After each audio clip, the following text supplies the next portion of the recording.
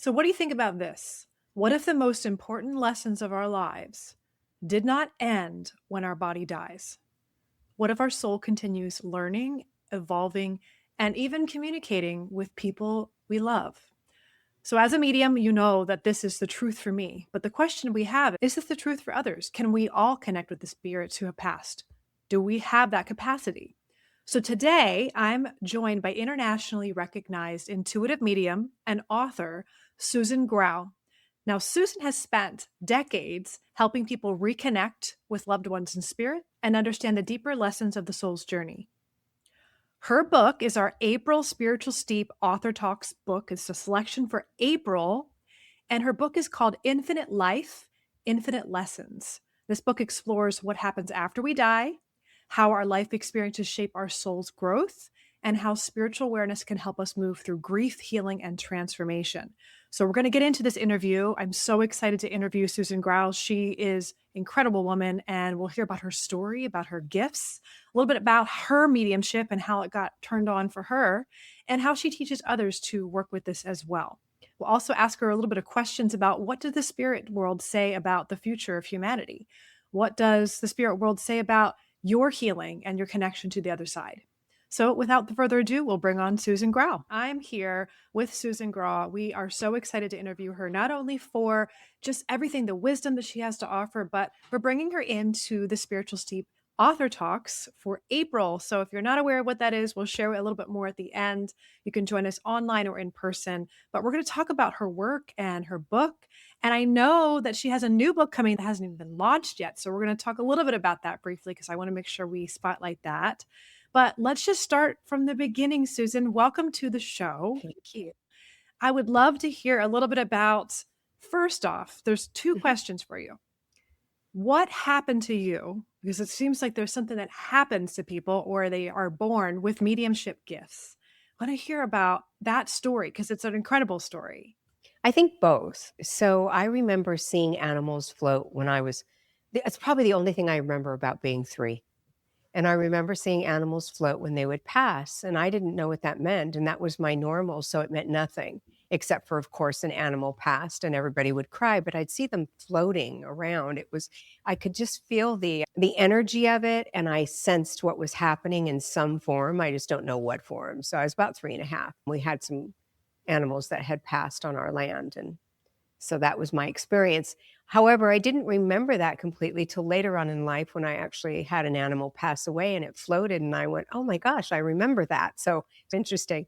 But at 4.5 years old, tipping on 5, I was just a couple months away from 5, I was locked in an unplugged freezer in a garage. And I had a fairly profound experience. And when I came back from that experience is when I actually saw people, spirits, what I called people. I thought they were the boogeyman, quite honestly. And I would cover my head and say, go away. And they wouldn't go away. And I was really terrified, to be honest. But after a while, I realized nobody's hurting me. Nothing bad is happening. And actually, I feel really warm and fuzzy and familiar. Started to have a familiarity to it. And I was playing with some boys, and they asked me if I wanted to continue playing. And I said yes. And they said, then you have to get up in there and in that refrigerator freezer and get us popsicles. And it wasn't plugged in, but at the age I was, I would do anything, right? I wanted to play. And they were older, so it was really exciting. And so I got up in the freezer and they closed the freezer door. And I think at first I thought, we're playing. This is fine. We're playing. And it was dark. And so it scared me. But I thought I'm sure I assumed they were going to get me out. And then I heard the thud of the garage door. And when I heard that, I knew I'm in trouble. Something really bad's going on here. And I started screaming at that point and trying to get out. But I couldn't flip myself. I was in that space of not being able to get myself in a position of neutrality, basically, to get out of that space. And so I was facing inward. And so I was screaming into coils and everything else that's in there. And our garage was separated from our house by quite a distance. For a child, quite a distance. And so nobody could hear me. And my mother said she heard the sound. It sounded like cats in heat. And I want to say that's probably the sound of terror, that very high-pitched sound. And so that's what I was doing, was screaming. And I heard this beautiful, I saw 3 lights and I heard these beautiful voices telling me to stop screaming, and I didn't listen. I just kept screaming. I didn't know what I was witnessing. And then I heard one more time quite firmly, almost like a mom would say, "Susie, stop screaming. We're gonna get your mommy." And I thought I heard "but first," but I didn't. It was more of a "I knew, but first" kind of feeling. And the next thing I knew, I was at the bottom of this beautiful stairwell. So that's, and I just remember every detail of it. I had a lot of trauma prior to this experience. And if you, I know you've read the book, so I had a lot of SA trauma and some other trauma. And so I knew what trauma looked like. So I knew I was in a place when I was in that freezer that trauma was occurring. That's why I knew something really bad was going to happen. And then I just went from there, just this most beautiful, exhilarating, precious, amazing, all-consuming experience. Yeah. I'm tearing up over here. Me too. Yeah, I'm feeling it because there's so much energy when you're talking about this. Because when people hear these stories, it's really challenging for most people. But I have a story like that myself. My partner, who's also a medium, has almost verbatim the story. He was stuck under a construction location. A door had fallen on him. Same story. His mother heard him. He was around the same age. I was around the same age. These stories are the blessings of our lives. And so when I heard a little bit more about your background working with addiction and grief, correct? Yes. Yeah, my journey has been very similar, and I'm just loving just diving into your work, because the question I have for you is, how much of these gifts are brought on from trauma? And I'm Oh, curious what you've learned about that, what spirit has to say, and yeah, tell us about that. well, trauma definitely has perpetuated my gifts in a forward motion. Absolutely. And the more trauma I go through, the more heightened my gifts become. And as in my book, I've had tremendous amount of trauma. So during those years, everything would change. And it's a very powerful experience to go through a trauma because you have a spiritual, emotional, and physical shift. So body, mind, spirit shift. And as you grow through that trauma or go through that trauma, whichever you choose to call it, something changes inside of you. The landscape of your journey changes and how you view your journey changes. So it had a very profound effect. And I truly believe that most people who are empathic because they're on high alert, our frontal cortex is constantly on high alert. Our central nervous system is needing closure. And so it's always on high alert. I always tell people, a lot of people that have empathic energy, they have the loop going in their head. They something happens and they repeat it in their minds over and over. And that's just the central nervous system that commands having closure. And when it doesn't, it loops. And so in that experience, as I went through trauma throughout my life, I remember and continue to have the loop, just not to that degree anymore because I know what it is and how to have the closure I need. But I do know it creates empathic energy, becoming more self-aware. You're much more self-aware and you're aware of everything around you. So recently I had my brain tested while I was in mediumship by the Peak Institute, Dr. Hill. And he said to me, I said, "Do you see trauma in my brain?" And he says, "I see your brain on high alert at all times." And he Yeah. says, "You recognize everything that's going on around you." And he said, "Part of that might be because you're having two conversations at once." And I didn't know, what I said, "Explain that to me because I don't understand." Because I always say, "Just having a conversation." And I've always said that. And so when he said that, I was really over the top curious. And he said to me, "The two areas of your brain, they're coming to you and you're actually in the room with them and having a conversation at the same time as though you haven't gone anywhere. So I don't trance. So I'm actually present. And that comes from trauma also, speaking on trauma, and because I need to be aware, I guess, Mhm. of everything that's happening around me. Yeah. Now, when you work with spirit and you get information, does some part of you lose a sense of your identity as Susan, and you're just very much in a very present state when it comes in? And do you notice that shift between doing readings and being in the space of offering guidance, and then when you're not, when you're more really intact with yourself, or does it not change for you? It does change. So I was just doing a podcast and the producers were in the room and it was live, it was digital. And they said, if you get anything, please let us know. And I could just feel this zone. That's what it feels like. It's hydraulic. You know, if you think of a hydraulic dropping and you go whoosh, and then you go in, that's what it feels like to me. But I'm so used to it that I don't hear the whoosh anymore, which I used to, which is like your hair standing on end or getting goosebumps. People say, oh, I've got goosebumps everywhere. That's what that is. And it's this feeling of being almost ever present, but not present. You're everything and you're nothing at that moment. And it's the same feeling I felt in the afterlife. I'm everything and I'm nothing.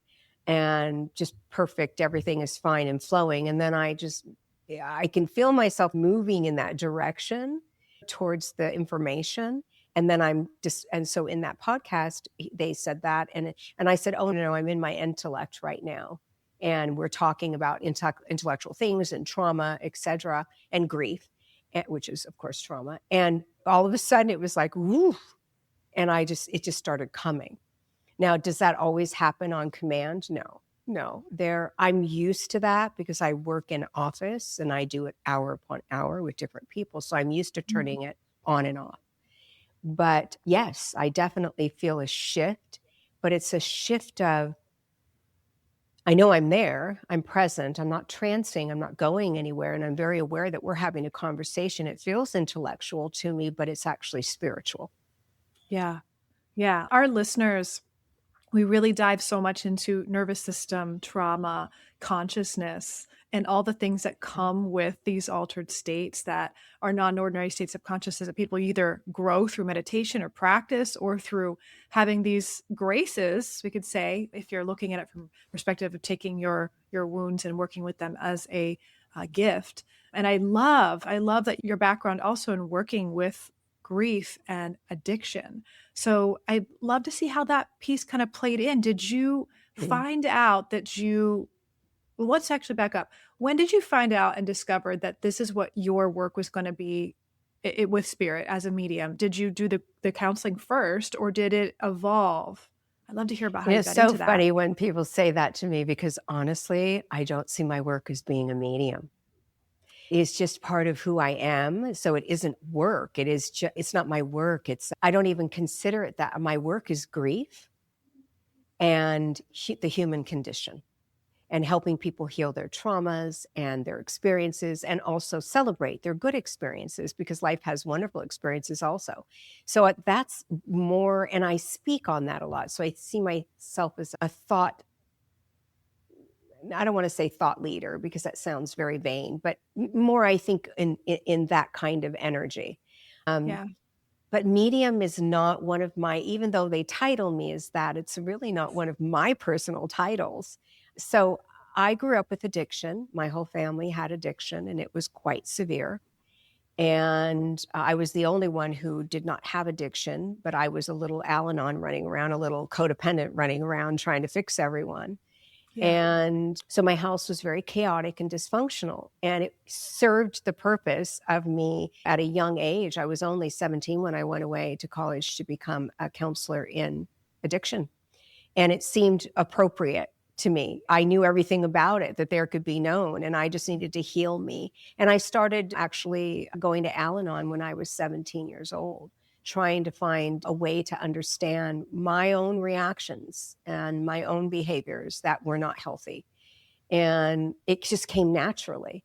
As far as the grief work, I had so much grief as I went through my journey that I decided to become a grief counselor also and learn everything there was to learn about grief outside of me.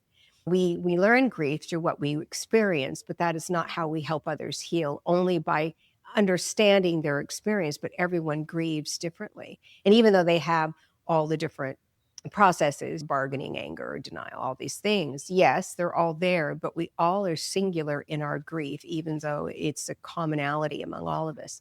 We might lose a mom that we share together, and you would grieve very differently than I would. So grief is singular in that way. So we have to learn and understand grief. So I found it to be extremely important because as I was doing addiction work, I would know things. And so I might say to someone, some of this trauma you have, at the time we never said PTSD, some of this trauma you had is from the loss of your grandmother in front of you when you tried to revive her from a stroke. And they go, I didn't tell you that. And I could feel myself, I'm 66 years old, almost 67, and I have to tell you that in my day, you didn't talk about hearing and seeing things. They'd lock Mhm. you up, and they did lock Yep. my mother up. Yeah. So I wasn't about to take that risk. So I remember I would just back up and I'd say, oh, I'm certain you told me. And they'd say no. And I say, it must be another client that I heard that from. And they'd say, no, you have the story right, but I didn't tell you. And that started happening all the time. And as that happened, they'd tell their loved one and they'd tell their friends. And the next thing I knew, people were coming saying, how do you know these things? And Yeah. that's how it evolved. I went and took classes because I couldn't understand why this was happening, why I was getting woken up at night saying, wake up, I just died. And I'm best Mhm. friend's brother. And you're going to hear I died. And they think I did it on purpose and I didn't. And I'd be, Mhm. why am I hearing this? So I had to find out what that was about. That's what led me to it. I am so glad that you were speaking about the language of the labels, because I think as a medium, the orientation, at least for myself, is that like it's the human condition. Everything is energy. Everyone has a signature, and these labels that we are given as a medium, and especially for PR, so people like can point to the thing that you do, not the thing that you are. Thank you for putting voice to that. And also for the listeners too, because I think this is an important thing. There is like this orientation that we have that being a medium or having this title makes us different, makes us special, makes us gifted. And I think it's just our unique gift or orientation to what we're here to offer, but it doesn't mean it's something that's unreachable for others. That's the one thing that I've had a little bit of an issue with when it comes to the power differentials, when people give to people like ourselves with this really incredible opportunity and a lot of responsibility for what we offer. So I really thank you for giving voice to that. That really it honors a little bit of part of myself of the struggle of like, can you just get what this is who this is what we do. So I really appreciate you saying that. But I'd It's love to just a drive into part of us, you know? yeah, yeah. I love to learn a little bit more about how also I wanted to say when you were speaking about you said I don't know if I'm a thought leader. I don't really want to use that word again, I the labels are just labels, but this one thing that's been really on my heart the last like 10 years is this idea of light leaders and like people who lead in this aligned soul way and in this integrity. So I would define you as that. I would say you are a light leader as far as what you're offering to the world and humanity with your individual work.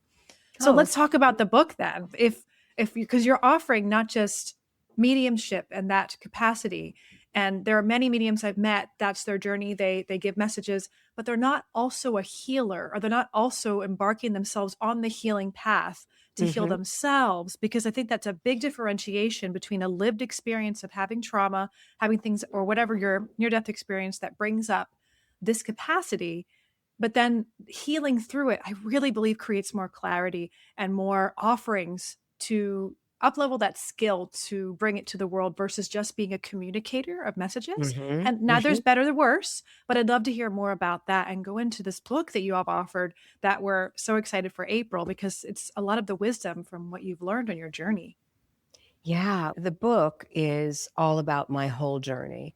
It doesn't cover everything, hence the new book that I just wrote, but it does cover the NDE, grief, understanding grief, how to walk through it, how to connect with your loved ones, understanding intuition versus fear. And for me, and I could go on and what it's like in the afterlife, etc. And for me, it was all about healing my trauma. And actually writing the book did a lot of that too, that I didn't even know was remaining.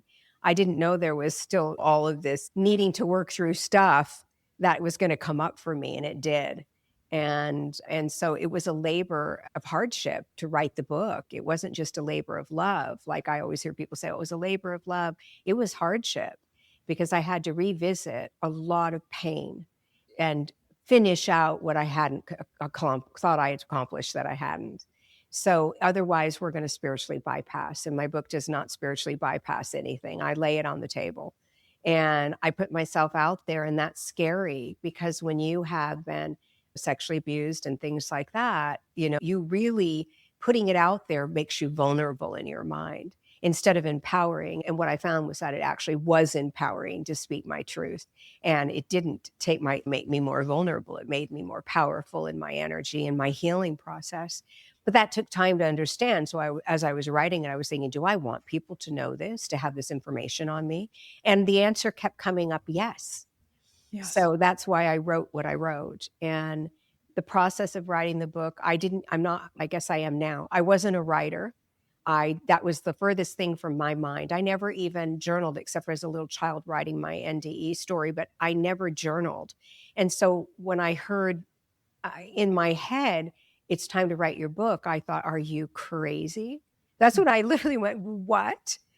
I'm not a writer. And they said, it's time to write your book. And so I called my publicist and I said, everything has to stop. And I was in the middle of doing a documentary and I said, everything has to stop. And it wasn't my documentary. And she said, you can't do that. You have to finish it out. And I went, I have to. And she said, you can't.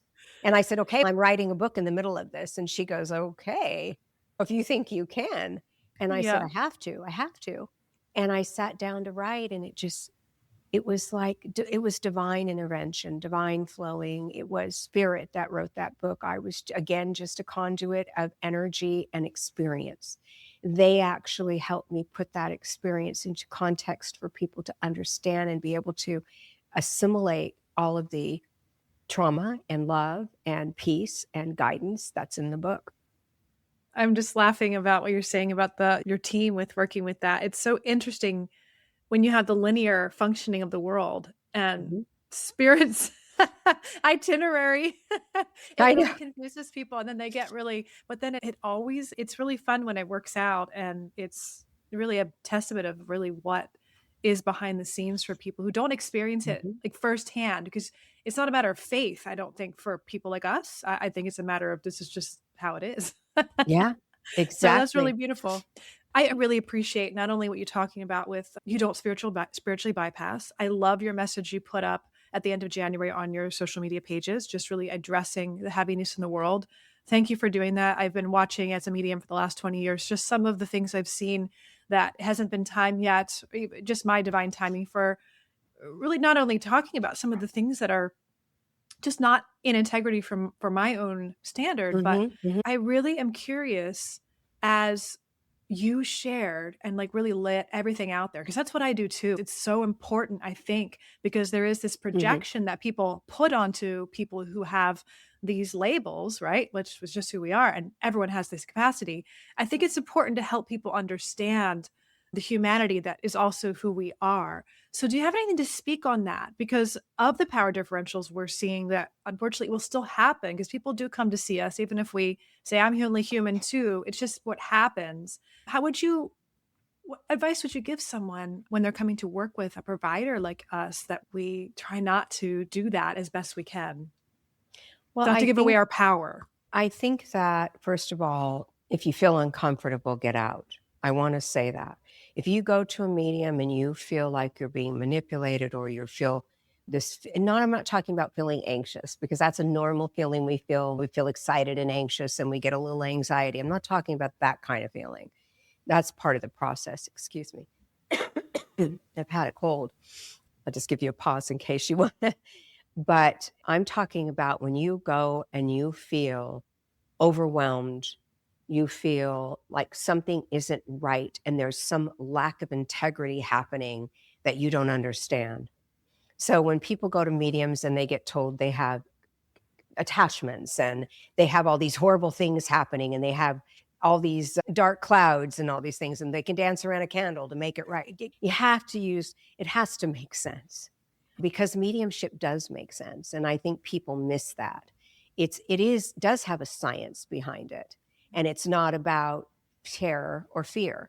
So if you go somewhere and you feel fear, I always tell people there's a reason why you're feeling this fear base, and you need to really evaluate if you're in the right place, because mediumship is about love, connection, truth, honor, integrity, character, and doing the next right thing. It is not about feeling fear, feeling like something's horribly wrong with you, feeling like when you go in, you leave feeling worse. There's a problem there. So we have to be very cautious of how we introduce ourselves to mediumship. And I know many people out there have come to me and said, I went to medium and they said this and this, it terrified me. And Yeah. I'm looking at them thinking, where did that come? Where did they get Mhm. that? And of course, I honor everyone's work, but I don't believe everyone's work. And I just have to be honest about that. So be very cautious would be my take, and follow your intuition. So when fear steps into your intuition, it can throw you because sometimes we can't delineate between fear and intuitive hit. So what you want to do is, what's your first initial hit? Not what's your brain telling you, because our brain will talk us out of our fear faster than anything, or talk us into fear faster than anything. So we want to go with that initial hit. I feel this person, I hear their voice, I'm experiencing what? And usually when we do that, we can seat into whether we're safe or not. As far as coming to me, I have a lot of integrity in my work, and my work means, for me, I'm helping people heal the most painful. I hear the most painful things you can hear. And Yeah. most mediums do hear that. And we carry that. And hopefully we're able to recognize it's not ours to hold on to, but we are willing to sit and hold that space. And that space is about healing and about verbalizing and about being able to be seen and be heard. It's not just about going into a medium and going evidence and we're done. It's about feeling into that pain, and you have to be ready for that if you go to a real good medium. You have to be ready to process some of that. And hence, I don't think I teach high-level metaphysics, and my students don't get certified till they have some type of background in grief. Yeah. I will not certify them, because if you don't understand grief, and I'm not talking about their background, that's different, as I said earlier, but I won't certify them if they do not have enough knowledge about grief that they don't cause harm. Yeah. Yeah. So I think that was to your question. Yeah, no, I completely agree. And I think just for the listeners out there, this is something that you've heard it. If you've listened to my podcast, you guys have been hearing some of the things I talk about, just some of the seedy underbelly of the things that happen. And I say it just for education and don't say it to have people be afraid, but it's so much. You said your work is education and healing grief, right? With your gifts and your path. Mine is helping people understand what power looks like, true divine power, not misuse of power. And that sometimes comes with, unfortunately, people going through experiences that they just didn't have the understanding or discernment yet to know, oh, that person wasn't in integrity. And we don't always know. So this is a great episode to share if you guys are listening and you have someone that you know that's going and working with someone like us or professionals like us, or if they're looking to do a training or a course. Someone like Susan, I think, is incredible, because what you're saying, Susan, is having that education, that background in grief is so important, because not all mediums have background in psychotherapy and even just understanding power dynamics and ethics and Mm-hmm. integrity. That's a whole thing that even the well-meaning heart-centered people just don't know. And there is unintentional harm that I see happen all the time. And that's what I'm here to, like, hopefully educate and help people to work through that. So I yeah. love what you said about taking your power back and understanding your divine power, because grief usurps that. So the first thing that happens in grief is you lose your self-esteem instantly. Your self-esteem just hits the floor and your world is rocked. And so your power is it feels as if your internal power has just been blown up, the rug pulled out from underneath you, however you want to say it. And so regaining that power position and feeling empowered with your words, your actions, your world, your relationships, everything is usurped for a while. It is temporary. And I want to say that because I think it scares people. People are terrified of grief for a reason.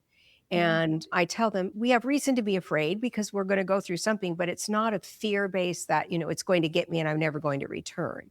We do return because we are powerful, and we do understand somewhere in our souls that we've had the ability to grieve since we were born. We got birthed with grief. We cried when we got out of the womb, and everything, our first bottle being taken away, we cry. And even just the silliest of things, like losing your favorite pencil because your husband gave it to you with your name on it. You can't find it. We are grieving throughout our journey in small ways to prepare us for these big griefs. So when people say to me, I can't do this, I don't know how to grieve like this. And I tell them, you do know how to grieve. This is just on a much grander scale.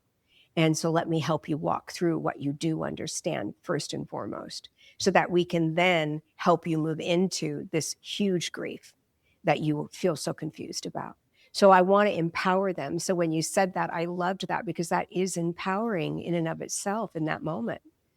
When Yeah. someone says, I see you, and you do have something inside of you that is able to process this horrific event that you're experiencing right now and all the pain that goes along with it, it's very empowering. So I loved that. I just had to say that. Yeah. We need to be witnessed through our grief. We need more education and awareness around the complexities, the differences. Like you said, everyone grieves differently. And even with different passing, it'll be a different experience for each person. And I think normalizing it, because death's been so distant in our culture. We have this beautiful woman who comes in, she's a death doula, and she's also a medium too. And she does death cafes. They're kind of a national thing. I'm not sure if you've heard of what those are. They're really beautiful gatherings facilitated by someone who's trained, and it's to bring people together who've experienced grief, whether it's empty nester grief or actually passing, and talk about grief, starting conversations in a communal setting where people can relate and say, you're not alone. And I think that's the big part, that feel that not only the sadness and the heaviness, the burden, but the feeling of being alone with it. And that's what, like, Mhm. being a medium can help offer, the guidance from spirit and what they have to say too. So I'd love to hear any stories that are coming to you when it comes to your work, when it comes to your book, or just the topic of grief, that have been really profoundly life-changing for you, or for even a client or someone you've worked with. I've had a lot of life-changing grief for me. I have 2 brothers and a mother that died by suicide, and so I had to walk through that grief process, Mm. and it's a different kind of grief. And I mean that in most griefs are different, but there's something about feeling rejected and abandoned in our grief. Actual rejection is what comes up for most people that have suicide that goes on. And so I started to study the suicide type grief, because I wanted to understand it, not just intellectually, but internally, because it was so difficult for me. And writing the book and bringing that back up, I could tell I was getting frustrated inside. I was on edge. I'd react to things that I normally wouldn't react to. And I couldn't figure out why I was doing that, but it was because I was in that chapter, and throughout the book, actually, writing about grief and suicide grief and Mhm. losing my family. And and as I'm writing the book, it's starting to unfold in front of me, and I'm starting to recognize, oh, I haven't healed all this. Will I ever? Maybe not. But it came up pretty strong for me. And I realized that when it was happening, my choice was to move forward and bypass some of that pain, or to sit in it. And I didn't have time. I had little children, and I was busy doing work, and I didn't have time to really process it completely. And so as I was writing my book, that started to happen, and that process started to really unfold. Instead of just saying the words, I had them die that way. I was able to feel the words, which is the difference of grieving and speaking, and being in our head and being in our soul, feeling the words that I was saying. And in my new book, it's called When Shadows Speak. And it's all about dealing with the dark night of the soul, basically, and that shadow work of getting through grief. Yeah, it's really powerful. And it also has lessons at the end and mirror work to work through your own attachment to the grief and how to process whatever it is you are grieving. So it gives you actually guided tools, like my first book. And I'm really excited about that, because as I'm writing that, I am also doing healing. So healing is a forever Yes. thing, but continues. It's on a continuum throughout our journey here. One of the things that I remind myself, because I'm getting older, and sometimes that feeling of, oh, I'm not going to always be here having chips and salsa and talking to my friends or whatever, and how weird that feels. Even though I know I have the other side to look forward to, it still feels weird. And the older I get, the more that comes on, and I'm sure any of your listeners that are older are going to understand exactly what I'm saying. And there is this fear of, how will I die, and will I be okay? And it comes up on and off. And as I'm writing this book, I see it coming up, and, oh, I need to resolve this. Because I saw the afterlife doesn't mean I don't have the human experience. Yeah. I do. And I recognize that my body and my soul and my mind know exactly how to die. They know it already has been attuned to that, programmed for that. When I came here, I agreed that I wasn't staying. And to realize that has been part of that healing shadow work that has been lingering in me. It's been lingering for, I probably once I hit 60, I started because, and that doesn't mean you have to be older to pass away or to leave this energy. I hate to say it that way, but death is a word. It's an experience, another experience on the landscape of our lives and our journeys and our infinite wisdom and being. But we don't recognize that when we're here, and we're not meant to. I don't think we'd stay here if we understood the beauty of leaving here. And I say this and this sincerely. I don't encourage anyone to leave this earth with by their own means. I don't think that's the way that it's meant to be. But I also honor that people do that. And it's getting more and more prevalent because the world is such a difficult place to be in right now. And it's working through the understanding that your soul and your body and your spirit, your mind, all know how to deal with all of the trauma that's going on innately, including leaving this planet. So that's what I've gone through doing my own work and my own grief. And it's been really enlightening. It doesn't mean I don't sometimes think, oh my gosh, I can't slow time down. I'm going to have to leave this planet. And I used to feel like, I don't care. I'm fine. I'm just going to go where I know is wonderful and beautiful and all those things. But something changes in you as you heal and grow and expand and learn to honor this journey we've been so graciously given. Even though it is difficult, it is infinitely beautiful for our soul to experience. And that's why we're here, is for the experiential. And I tell people, your soul is your go-to. It's divine to the divine. And it is your connection to the spirit world. And it is your healer. And it is not damaged. Your spirit can be damaged. Your heart can be broken. Your mind can get damaged, but your soul cannot. And when people hear that, they always ask me, then why do you have to come here and make it grow? And I said, anything infinite needs to be on a continuum of growth in order to be infinite. That's why. And so expansion is what we're here for. And even the perfection of us needs expansion because it's infinite. So. Yes. This whole time I'm sitting here behind the camera, I'm in this kind of meditative state listening to you, and I'm just doing this. I love that. The infinity. And I thought to myself, this is odd. I don't always do this, but I thought, I'm just doing this. No, we're gonna, we're gonna talk about that. And of course the book, Infinite Life, Infinite Lessons, the infinity of growth, the expansion of your consciousness. This is something that I'm so interested in. And I'm so glad as a medium you're interested in it, because I'm stumbling upon spirits bringing more and more amazing faces and energies and souls to my life that are really into this work too. And it's not just, it's about your personal growth too, like you as a human on the human level. So yeah, thank you for all of that. So if someone picked up your book today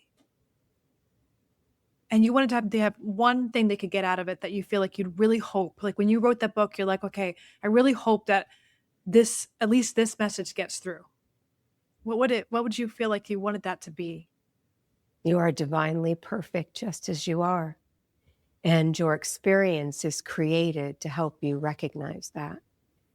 I really believe that what I shared about the soul being your healer, people tell me all the time, my soul's so damaged and my soul's broken and I need to heal my soul. And I said, oh no, you don't need to heal your soul heals you. And I think if I got anything across, your soul was created by the spirit world perfect to help you heal and walk through this journey and find joy and contentment and walk through the pain and the suffering and grow and expand. That's what your soul's for. And they created it that way. All of us. All of us. It's a matter of, are we going to step into it? I'm just letting that sink in. So the one question's coming to me before we wrap up here. With the world in So much change, Yeah. so much pressure, this big contraction, as many people are still in expansion with that contraction. We see an expansion of consciousness happening simultaneously within all of us, I think, in our own little ways. If tomorrow everyone would wake up with the capacity to connect directly with the spirit world, what do you think would happen to the collective? I think that it would be beautiful, but I wonder if we would learn the lessons we need to be learning. Yes, I love that answer. That's a question that I get often, like, why can't we just tomorrow everyone wake up and they have this awakening, this ideal utopia thing? And you're absolutely, that I love that answer. Because we have it there, and if we have it there, we wouldn't need to come here to learn and grow and expand. I understand why people feel that way. There's times where I go, why don't you just reveal yourself? And I don't know if I would stick around if they did, because it is so different than what people understand. When you've been there, it's different. They want you want to grow, and they want you to grow. And I think that we forget that when we're here, because pain is our greatest motivator for growth and change. We want out. And so we work hard to get out of that pain. And so unfortunately, there's a lot of that here. But in that, they mix the joy and the beauty and the birds and the trees and the deer looking at you in your window and the animals that love you. And there's so much more to it in order to have balance, because they truly do believe in balance. And we wouldn't be able to survive here without that balance. So they're not letting us down. They have it figured out. And I say, I have a higher power or a spirit guide or thus the source, and I'm not it. So all I have to do is trust the process and be willing to walk the process. And then ultimately the end game and the end goal is I've expanded and grown, and now it's time for me to go back home and share with everyone about it. Yeah. Yes. The world is heavy right now. I get it. And I don't bypass that. There's times I wake up and think, oh my God, if I concentrate on what's happening in the world too deeply, I almost get panicked. So I understand people going through that, because I go through it too. But I keep Yes. reminding myself, all of us have whatever people, God, spirit, and it's not us. And so if we can remember that, all we have to do is be the image of that, the love of that, the beauty of that part that's in us that has that, then we can make the world a better place. And that's a big reason why I think us beautiful empaths and all those empaths that I know listen to your program are part of the beauty that brings peace to the world. And we're needed. We're needed. And we may not understand that when we're going through it, but at some point we come to that understanding. And once we do understand it, it changes the landscape. It changes the picture.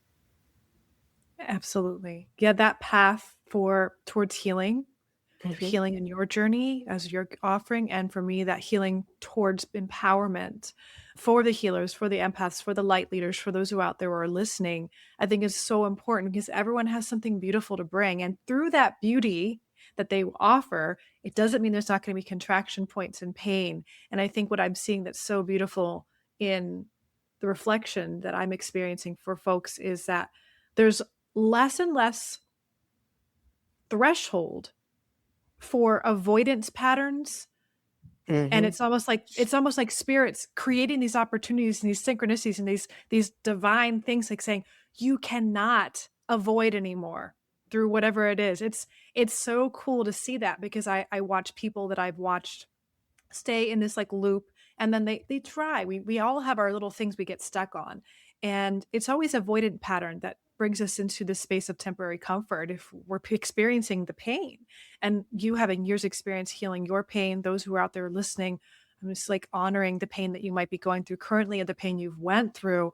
You've gone through that dark night, or you're going through another round of it. The more you do it, the more freedom and expansion you get to experience. But it doesn't mean there's not still contraction. And it doesn't mean that right now it's not scary. But I feel like if we lean into the soul, like you say, and pick up this book. Pick up this book. Get your questions ready too, because I'm already hearing questions from our listeners like, oh, they're totally gonna ask this. So this is where we get to do a live Q&A with you the fourth Thursday in April for our Spiritual Seed Book Love Club. it. So I'm so excited for that because I think this is going to spark a lot of questions from our community, from those who are out there who are healers who there's something they might be wrapping their heads around that they're still looping. I'll go, what do I do about this?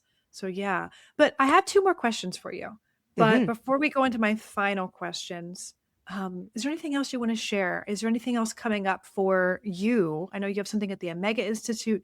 You were just on the Drew Barrymore show. I'm not sure when that launches, if I missed Uh, that, but no, it's this yeah. Friday, but you'll be putting, I Oh, don't know when this goes out, but yeah, it's yeah. Friday the 26th. Yeah. And Great. in conversation with Valerie Bertinelli, who is absolutely lovely, so real, so true to, and I love that. She seats in honesty and she'll share anything, even her anxiety and anything. And I loved that. So we had a nice little short, but nice conversation on TV. It's so short to me because I could talk for hours, obviously. I'm not at loss for words. But, and then, yes, the Omega Institute, the 12th through the 14th, I'll be teaching all of this, including forensic mediumship, which is helping to find missing people, which is the funnest part of what I teach because we get to work on cases. And so that's going to be something I'll be teaching, but also mediumship, I'll be reading and teaching people how to connect into their understanding in spirit and soul and with the spirit world. So I'm excited about that. And it's for the whole weekend. And I actually added extra classes in because I wanted to be sure that they got their full. I didn't want them not to have all they could get. So I added, because usually it's one class a day, and I added more in so that people could have the real experience. It's called the Spirit Encounter. And I'm really excited about it. Yeah. That's exciting. And thank you for going through your own dark night. I want to honor you, everyone out there who's also doing this, anyone who's a light leader, getting to this place where you've learned to manage your gift. You've learned to allow spirit to come through. You've surrendered. And then even going past the human part of the visibility, being seen, the stress that might have with busier schedules. That's a huge undertaking, I think, for anyone. And especially during this time when there's even more stress in the world. So I just want to really honor you. Thank you. I really look up to that. That's part of the hurdle for everyone at their own level, whatever their audience is. It might be a small audience or a very large audience. There's still these barriers that I see that those I am seeing you out there, guys, the light leaders, the healers, that you want to do more and try to balance without overgiving, right? But you want to do more. And there is a place of like, how do I do more with the fear I have to face, all these things. So I'm so excited for you guys. We're going to read this book, Infinite Life, Infinite Lessons. This is a Hay House book. All the information is going to be in the show notes. But the book that you're just going to be launching soon, could you repeat the title again? Because that I'd take everybody a little bit deeper into the shadow work piece. When Shadows Speak. When Shadows And Speak. Thank you. it's healing the trauma, grief, and pain that binds you. Awesome. And that is actually going out for sale to the publishers. So it will be about a year before it's released, but it will. I'll be talking about it the whole year, and I'll be doing little excerpts on social media about it. I always have group readings in Instagram and on Zoom. Actually, I put a Zoom link out and I talk about it and what they can experience with it. So I definitely don't just leave it on the shelf in the dark. I want it to come to the forefront as fast as I can get it there because I think now is the time we need it the most. Yes. Awesome. Thank you. Anything else before I go into our final questions? No, I love this. This is wonderful. Awesome. All right. My final questions are usually the same for my guests when they come on for the first time. The first question is, do you have a favorite, like either a product or a self-care indulgence or something that is an activity for you at this time that's like really filling your cup up that just brings you joy? Well, I love musicals and I love to go to them.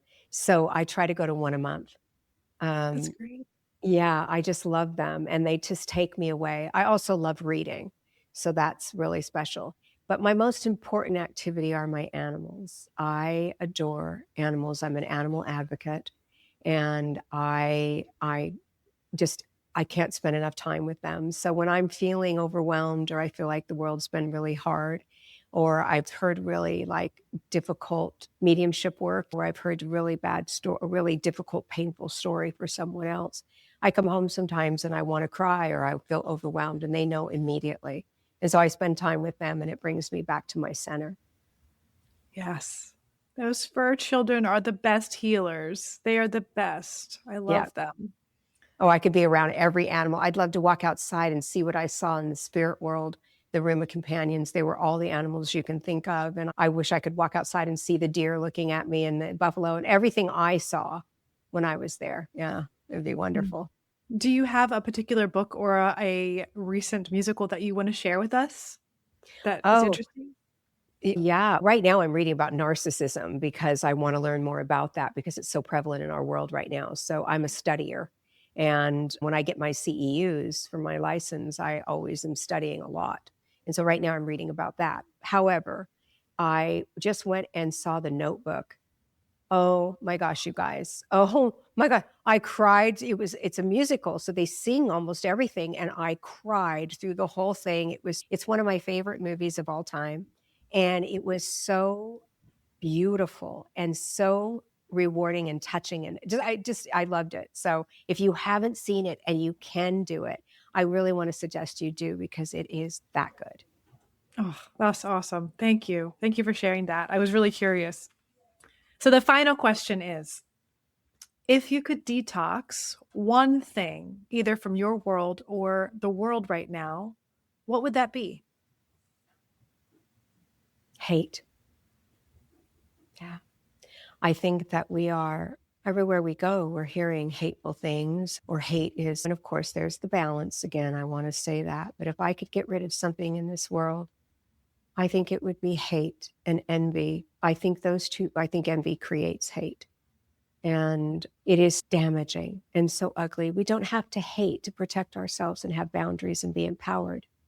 We can love and have boundaries and be empowered and still, even in toxicity, remove ourselves. We don't have to hate. We need to understand that people are who they are because of who they are and what they've been through. And how we respond to those people decides who we are. So if I could detox anything, it would be hate. Thank you. Thank you very much. So much beauty, so much wisdom. I'm really excited to read your new book when that comes out. And then we're looking forward to seeing you again. We'll actually see you in about a month. Yeah. Yeah. Thank you guys so much, everyone out there, for listening. Please gather your questions for the Spiritual Steep Author Talks with Susan Grau. And remember, this is something that we offer live. It's free. You can join online from anywhere in the world or in person at New Visions Books and Gifts. They've been open since 1987, so it's our local metaphysical bookstore. They're amazing, so we'll meet you there. We, of course, want to make sure that you have all access to the book. 15% off at Firefly Hollow Wellness at the clinic, or you can get it at the bookstore for 15% off.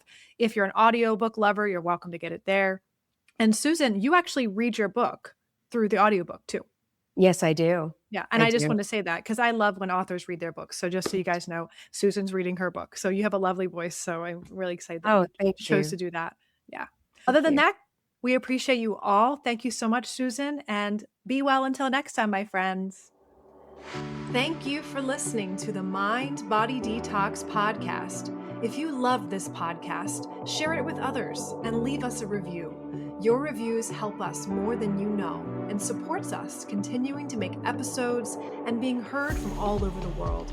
You can also follow the link in our show notes to submit a topic that you would like to hear on the show.